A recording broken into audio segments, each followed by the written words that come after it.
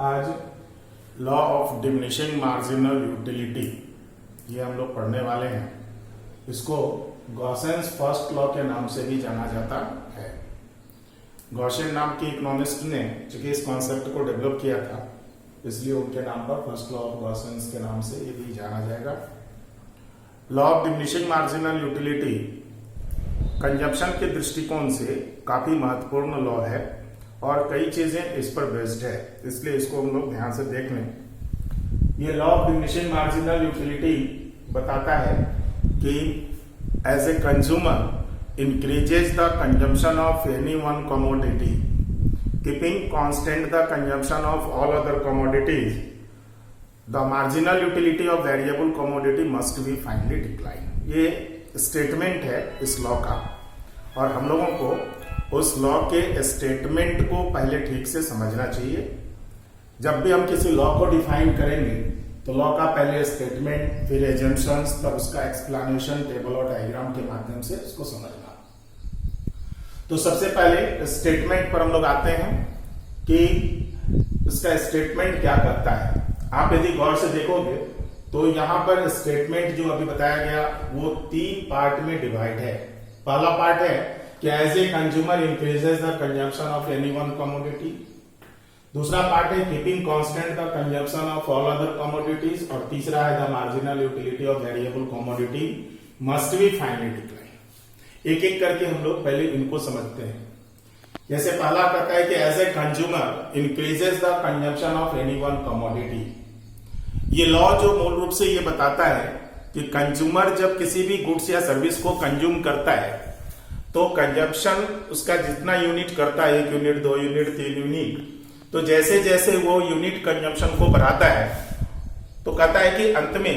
उसका marginal utility निश्चित रूप से गिरता है। मतलब पहले यूनिट के कंजप्शन से जितना उसका सेटिस्फेक्शन मिलता है वो धीरे धीरे जितना यूनिट आगे कंज्यूम करता जाता है उससे मिलने वाला सेटिस्फेक्शन,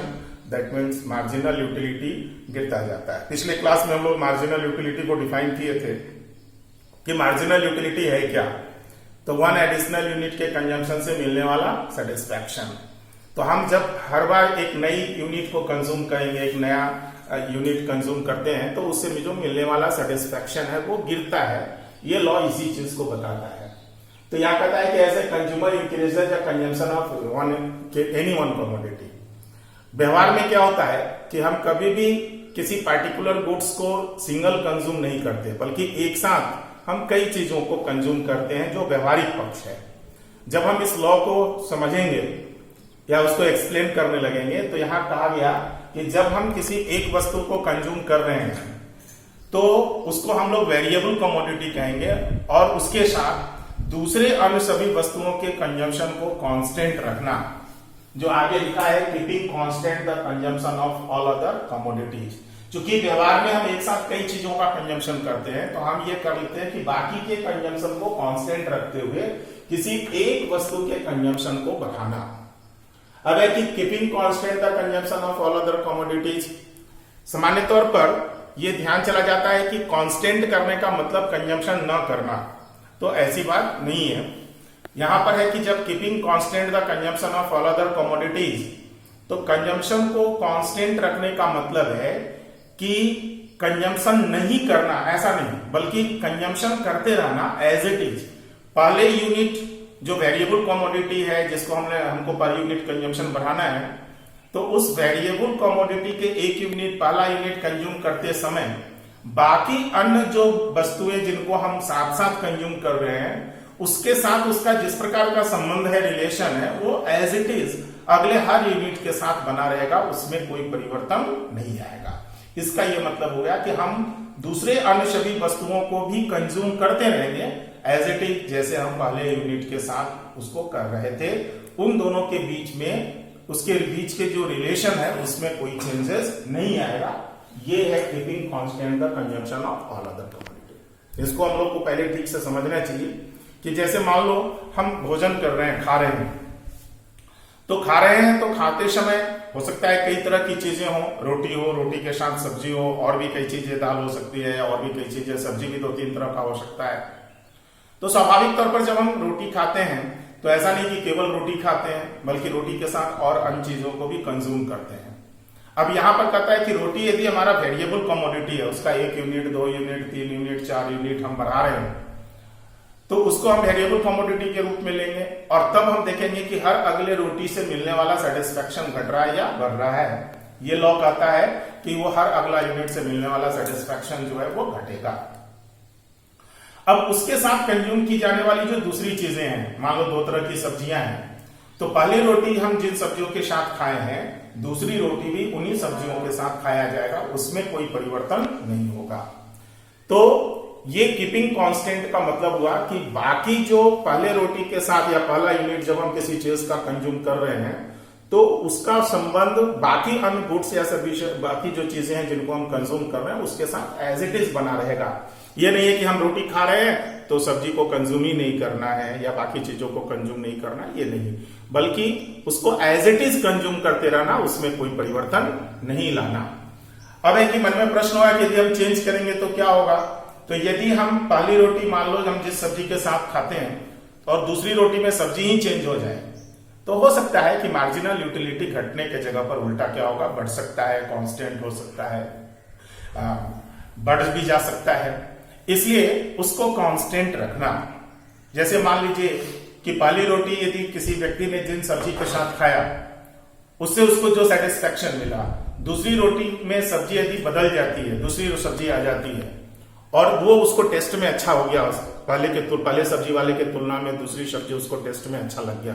तो स्वाभाविक है कि दूसरी रोटी से मिलने वाला सेटिस्फेक्शन जो है उसका बढ़ जाएगा, वो घटेगा नहीं। मतलब वहां पे law of diminishing marginal utility apply नहीं होने वाला है। तो इसलिए वहां कहता है कि जो संबंध पहले यूनिट के साथ बाकी अन्य कमोडिटियों का था कंजम्पशन के दौरान, वो एज इट इज पूरे कंजम्पशन के दौरान बना रहेगा। इसका ये मतलब है keeping constant the consumption of all other commodities. मतलब हम किसी एक वस्तु के कंजम्पशन को बढ़ाते हैं बाकी अन्य वस्तुओं के कंजम्पशन को एज इट इज रखते हुए। अब कहता है कि the marginal utility of variable commodity must be finally decline. तो marginal utility must be finally decline, यहां पर एक शब्द पर जोर देना चाहिए, हम लोग को देखना चाहिए, मस्ट बी फाइनली। लॉ कहता है कि हर अगला यूनिट का कंजम्पशन से मिलने वाला सेटिस्फेक्शन घटेगा, तो फिर ये मस्ट बी फाइनली शब्द लगाने के पीछे का कारण क्या है। इसका ये मतलब क्या नहीं हो सकता है कि मस्ट बी कहा कि फाइनली डिक्लाइन, मतलब अंततः निश्चित रूप से यदि गिर रहा है तो इसका मतलब है कि शायद कभी मार्जिनल यूटिलिटी बढ़ा हो, इस नाते से ये शब्द है। तो यहां पर यह है कि लॉ ये कहता है कि अंत में मार्जिनल यूटिलिटी निश्चित रूप से गिरेगा। तो इसमें मस्ट बी फाइनली शब्द लगाने के पहले क्या है कि हाँ, कभी ऐसा हो सकता है कि किसी यूनिट पर उसका मार्जिनल यूटिलिटी बढ़ सकता है। अब वो कौन सा यूनिट है जहां पे मार्जिनल यूटिलिटी बढ़ सकता है। यदि कहता है कि यदि किसी यूनिट पर पहले यूनिट के कंजम्पशन के बाद किसी यूनिट पर उसका मार्जिनल यूटिलिटी बढ़ जाए, तब भी आगे अंतिम यूनिट तक जाते हुए उसका मार्जिनल यूटिलिटी पहले यूनिट के यूटिलिटी की तुलना में घटेगा, ये इसका मतलब है। अब मन में ये प्रश्न हो सकता है कि ये मार्जिनल यूटिलिटी बढ़ेगा जबकि लॉ कहता है कि घटेगा, तो ये लॉ ही कहता है कि मार्जिनल यूटिलिटी बढ़ सकता है। लेकिन वो कब बढ़ेगा, तो कहता है कि केवल और केवल सेकेंड यूनिट पर, पहले यूनिट के कंजम्पशन के बाद सेकेंड यूनिट का कंजम्पशन ऐसा है जिस पर मार्जिनल यूटिलिटी बढ़ सकता है। सभी केसों में नहीं, कुछ केसों में हो सकता है। यदि बढ़ना होगा तो सेकेंड यूनिट पर ही मार्जिनल यूटिलिटी बढ़ेगा, उसके बाद थर्ड यूनिट, फोर्थ यूनिट और आगे हम उसका जितना भी कंज्यूम करें वो मार्जिनल यूटिलिटी बढ़ेगा नहीं, बल्कि फिर घटेगा ही और वो घटता जाएगा। मतलब यदि बढ़ना है तो केवल और केवल सेकेंड यूनिट पर ही मार्जिनल यूटिलिटी बढ़ेगा। अब ये कैसे हो सकता है, तो आप लोग इसको थोड़ा समझ सकते हैं। पहला यूनिट के कंजम्पशन के दौरान जितना उसको सेटिस्फैक्शन मिलता है, जिसको हम मार्जिनल यूटिलिटी कहते हैं, वो सेकेंड यूनिट पर कैसे बढ़ेगा। तो मान लीजिए एक व्यक्ति बहुत प्यासा है, प्यासा व्यक्ति को पानी चाहिए, गर्मी का दिन है, बहुत तेज गर्मी है, पानी चाहिए, बहुत प्यासा है। अब उसको प्यासा है, उसको आप एक गिलास पानी, मान लीजिए 100 ml एक पानी या 200 ml 250 ml का पानी आप उसको एक पिलाते हैं, और पहला यदि हम उसको 100 ml का एक यूनिट मान ले पानी का, और 100 ml उसको हम पानी पिलाते हैं, पहला गिलास उसको पानी हम देते हैं, तो पहले यूनिट गिलास के पानी पीने के बाद अब उसकी स्थिति क्या होगी? तो स्वाभाविक है कि उसका प्यास बढ़ेगा या घटेगा। तो निश्चित रूप से पहला यूनिट जब गिलास का पानी वो पी लेगा, जो कि वो पर्याप्त मात्रा नहीं है उसके लिए, तो जब प्यासा है और थोड़ा पानी वो पीता है तो प्यास बजने के जगह पर अगले यूनिट पर वो प्यास और ज्यादा उसकी तेज हो जाती है, और तब वो जब सेकेंड यूनिट का गिलास पानी पिएगा तब निश्चित रूप से उससे मिलने वाला उसका सेटिस्फैक्शन का लेवल जो है वो दूसरे गिलास के पानी के पीने के साथ क्या होगा? बढ़ जाएगा। या दूसरे ढंग से हम इसको देख सकते हैं कि ऐसा कोई चीज जिसको आप कंज्यूम कर रहे हैं, तो सेकेंड यूनिट पर मार्जिनल यूटिलिटी और कब बढ़ सकता है? तो कहता है कि कंज्यूमर यदि किसी ऐसे गुड्स या सर्विस को कंज्यूम कर रहा है जिसको पहले कभी उसने कंज्यूम नहीं किया, मे बी पॉसिबल, ऐसा हो सकता है कि हम उस चीज को कोई ना कोई हर कंज्यूमर होगा जो किसी पार्टिकुलर चीज को पहली बार कंज्यूम कर रहा हो। पहली बार कंज्यूम करने का मतलब है कि उसके पहले कंजम्पशन से मिलने वाला सेटिस्फैक्शन का अनुभूति उसके पास नहीं है, कि उस गुड्स या सर्विस को कंज्यूम करने से सेटिस्फैक्शन क्या मिलता है, उसका अनुभव उसके मस्तिष्क को नहीं है। सेटिस्फैक्शन एक तरह से हम उसको कह सकते हैं कि उसके कंजम्पशन से मिलने वाला आनंद क्या है, इसका अनुभव उसके मस्तिष्क को नहीं है। अब वो जब ऐसे गुड्स जिसको वो पहले से कंज्यूम किए हुए हैं, उसके सेटिस्फैक्शन को जान रहा है, उसके मस्तिष्क उसका अनुभव किए हुए हैं, तो वहां पर सेकेंड यूनिट पर मार्जिनल यूटिलिटी बढ़ने वाला नहीं है, वो घटेगा ही। लेकिन ऐसे गुड्स जिसको उसने पहले कभी कंज्यूम नहीं किया और तब सेकेंड यूनिट पर भी मार्जिनल यूटिलिटी बढ़ सकता है, लेकिन हर केस में नहीं। अब है कि ऐसा चीज जिसको वो पहली बार कंज्यूम कर रहा है और उसके कंजम्पशन से मिलने वाला सेटिस्फैक्शन के प्रति वो अनजान है, उसको पता नहीं है, तब अब है कि जब उसका पहला यूनिट कंज्यूम करेगा और उससे मिलने वाला जो सेटिस्फैक्शन है उस कंज्यूमर के लिए फेवरेबल हो जाए, उसके पक्ष में चला जाए, मतलब उसको अच्छा लग जाए, उसके मस्तिष्क को आनंद बहुत महसूस हो,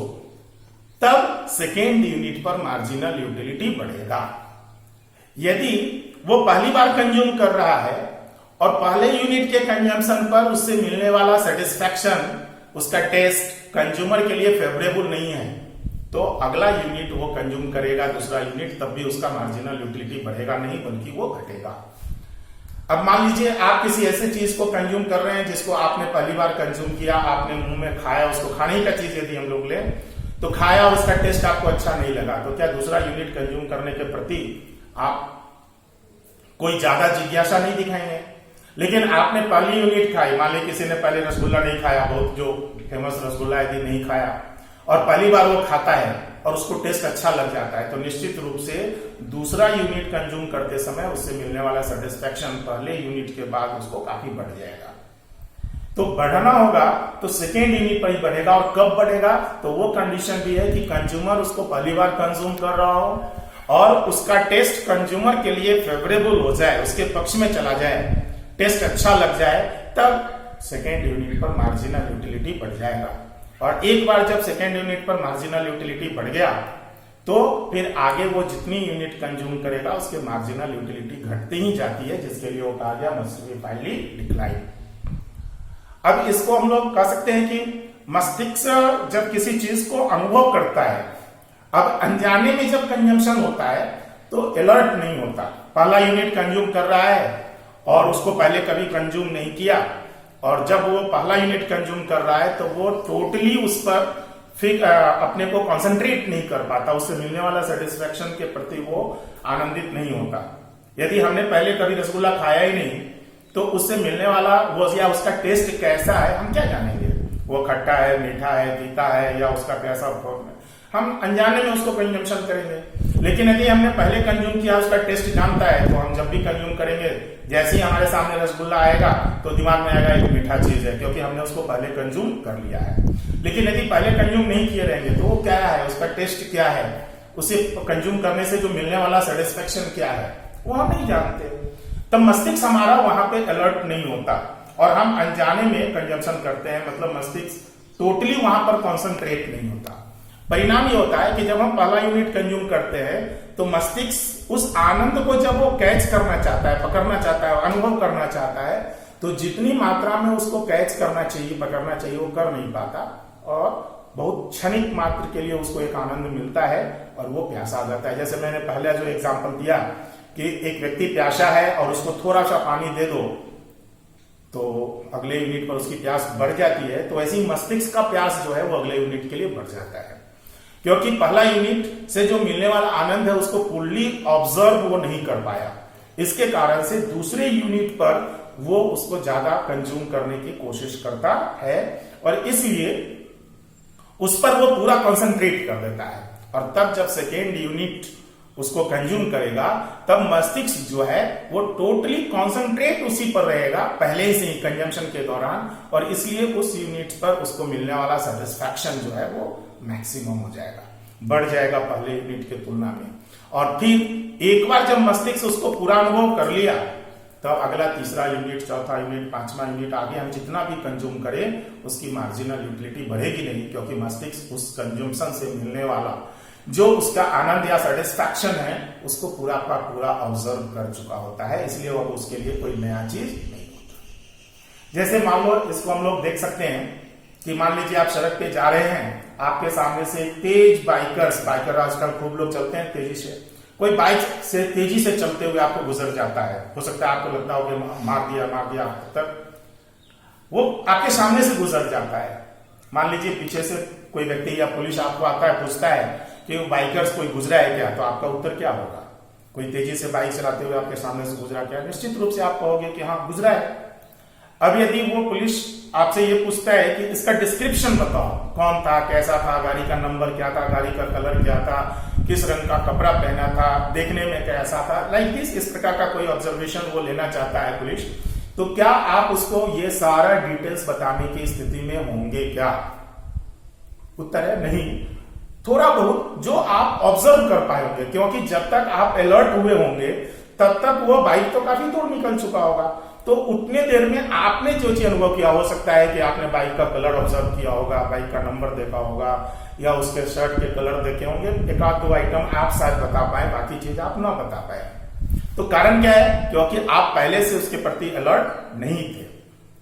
आपके सामने से अचानक ये गुजरा। लेकिन आपको फिर बताया जाए कि वो व्यक्ति फिर से आने वाला है और उसी स्पीड से आपके सामने से क्रॉस करने वाला है और आपको उसका डिटेल्स बतलाना है, तो आप निश्चित रूप से जिधर से वो आने वाला है बहुत दूर से आप उस पर अपना कंसंट्रेट करेंगे और उसको सामने से जब आते रहेगा तो आप उसको देखते रहेंगे, भले ही वो जितना तेजी से जाए और आपके सामने से प्रवेश करेगा, और जब तक वो आपके दृष्टि सीमा में रहेगा तब तक आप उसको देखते रहेंगे। मतलब आपका कंसंट्रेशन काफी लंबी अवधि तक उसके साथ रहा। और अब आपको कहा जाए कि अब उसका डिस्क्रिप्शन बताएं, तो निश्चित रूप से पहली बार में जो एक आध चीज आप बता पाए होंगे, दूसरी बार जब फिर आप उसी चीज को ऑब्जर्व करते हैं तो आप उसका काफी चीज डिस्क्राइब कर पाएंगे। कारण क्या है? तो पहली बार अनजाने में आप उसके प्रति अलर्ट नहीं थे और वो आपके सामने से क्रॉस कर गया,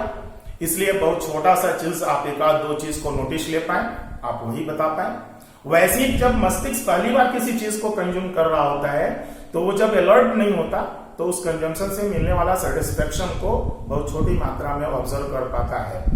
मतलब मार्जिनल यूटिलिटी जो उसको मिला वो है। लेकिन दूसरी बार जब कंज्यूम करता है तो उसका पूरा कंसंट्रेशन वहां होता है, जैसे दूसरी बार आप उस बाइकर्स पर पूरा ध्यान केंद्रित करते रहे और तब उससे मिलने वाला सेटिस्फेक्शन का लेवल जो है मस्तिष्क का वो बढ़ जाता है। तो इसीलिए ये बताया गया कि निश्चित रूप से वो जो अंत में निश्चित रूप से घटेगा, मतलब यदि बढ़ना होगा तो फर्स्ट यूनिट पर, सेकेंड यूनिट पर बढ़ेगा ही, लेकिन वो घटना है तो ये निश्चित रूप से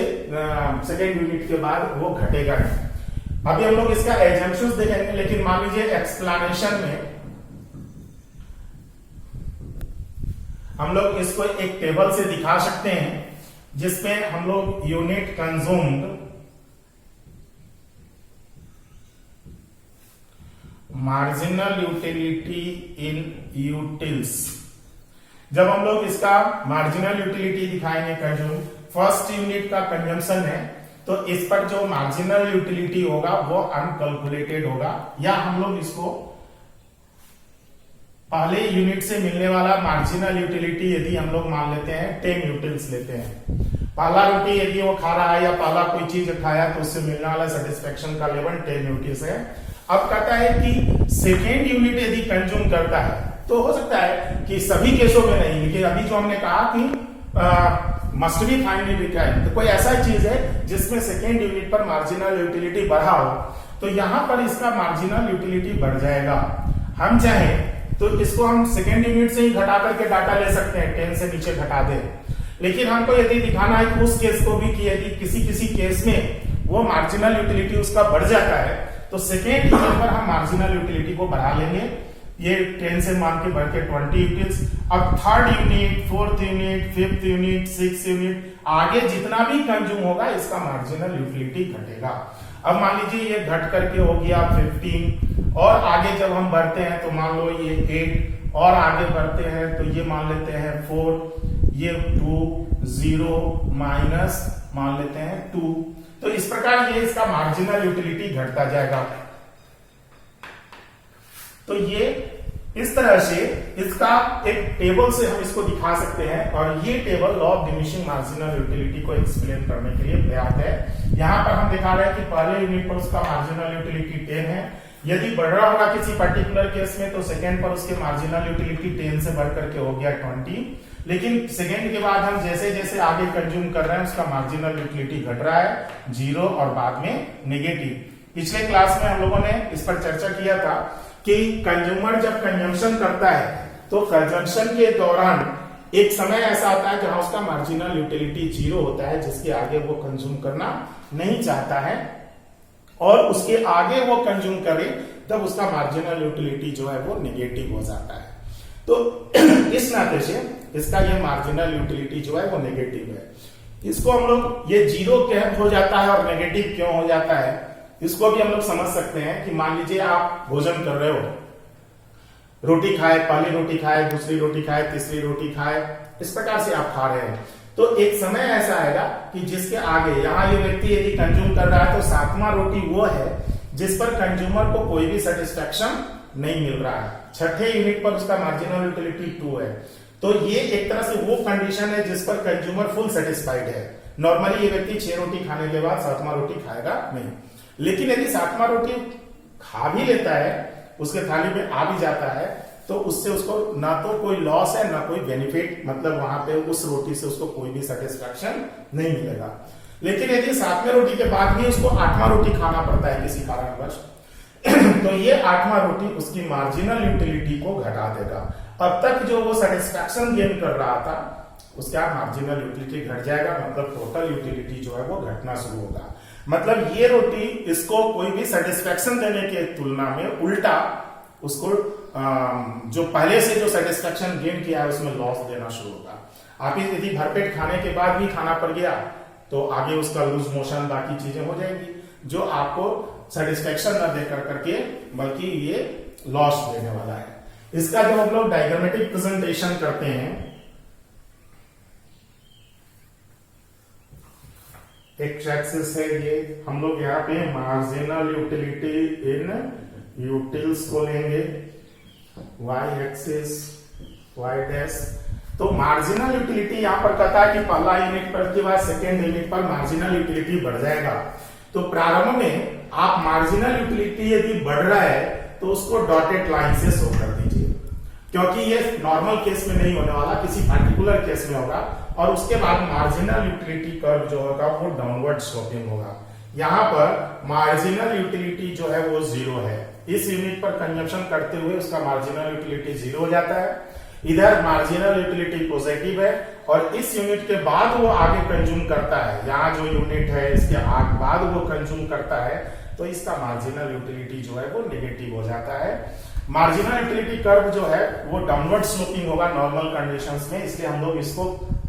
स्केल से दिखाते हैं। लेकिन ये जो बढ़ता हुआ लाइन है इसको चूंकि ये किसी पर्टिकुलर केस में ही होने वाला है, बहुत रियल केसों में जब अभी हम लोगों ने चर्चा किया कि किसी पर्टिकुलर केस में जिसको पहले कभी कंज्यूम नहीं किए और मिलने वाला सेटिस्फेक्शन या आनंद हमारे लिए फेवरेबल हो जाए तब ये सिचुएशन होगा, इसलिए इसको हम लोग डॉटेड लाइन से दिखाएंगे और ये एक तरह से एक्सप्लेनेशन ऑफ द लॉ। लेकिन ये जो लॉ का एक्सप्लेनेशन के लिए हम लोग टेबल और डायग्राम का सहारा लेकर करके और फिर इसी चीज को हम लोग एक्सप्लेन कर करके उसको बताएंगे कि पहले यूनिट कंज्यूम कर रहे हैं तो मिलने वाला सेटिस्फेक्शन 10 न्यूटन है, सेकेंड यूनिट पर बढ़ कर करके 20 और फिर आगे यूनिट वाइज आप इसी चीज को एक्सप्लेन कर देंगे तो वो एक्सप्लेनेशन हो जाएगा। लेकिन एक्सप्लेनेशन ये हो गया। अब इसमें बीच में जो एक चीज छूटा है जिसको हम लोग कहेंगे एजम्पशंस ऑफ द लॉ। तो एजम्पशंस काफी बड़ा है और हम लोग उस पर एजम्पशंस के जो पॉइंट्स होंगे उसको हम लोग अगले क्लास में डील कर लेंगे।